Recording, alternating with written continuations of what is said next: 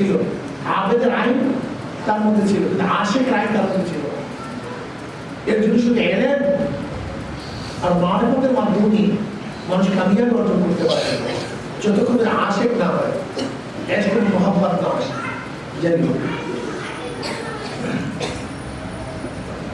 ইমাম বুখারী রাহমাতুল্লাহ আলাইহি দীর্ঘ 16 বছর সাধনা করে কিতাব রচনা করেছেন।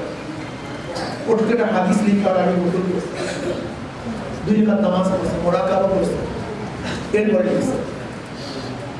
ইমাম বুখারী রাহমাতুল্লাহ কেন লিখেছেন কিতাব?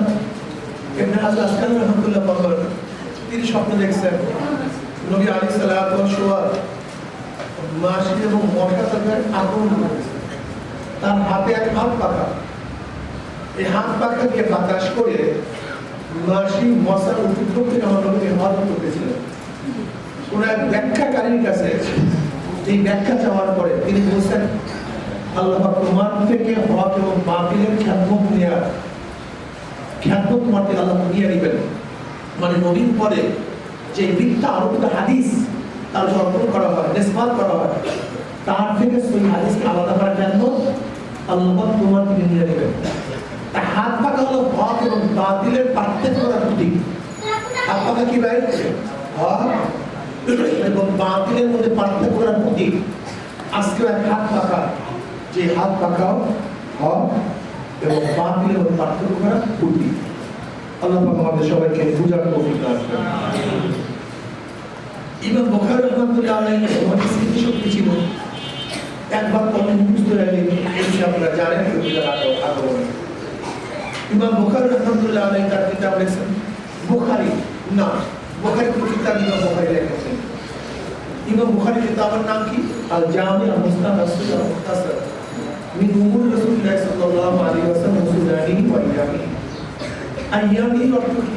জামি কেন, মুস্তাদ কেন, সহিহ কেন, মুখতাসার কেন, সুনানিহি কেন, উমুরিহি কেন, এই বিষয়ে আপনারা বিশদভাবে শুনছেন, ওই দিকে আমি যাব না। ওয়া আইয়ামিহি ইমাম বুখারী তার কিতাবের নামের একটা অংশ। তিনি কি বলেন? আমার এই কিতাবের মধ্যে নবী আলাইহিস সালাতু ওয়াস সালামের যুদ্ধ সংক্রান্ত বিষয় সম্পর্কে, জিহাদ সম্পর্কে আমি বিশদভাবে আলোচনা করব।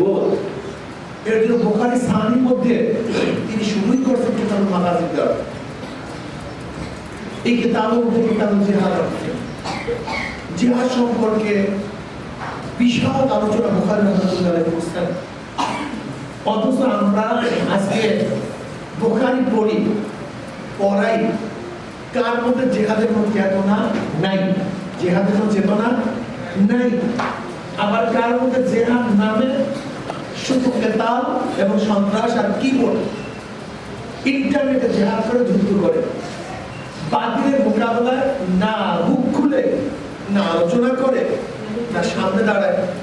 শুধু তাদের জিহাদ কিসের মধ্যে? কিবোর্ডের মধ্যে আর ফতুয়ার মধ্যে। কেউ কাফের, কেউ মুশরিক, কেউ বেঈমান, বাস শুরু হয়ে গেল।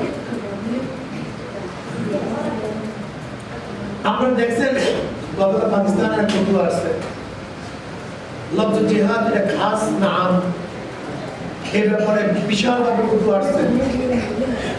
লফজ জিহাদ এটা খাস নাম, সমস্ত কেতালের মধ্যে জিহাদ আছে, সমস্ত জিহাদের মধ্যে কেতাল নাই।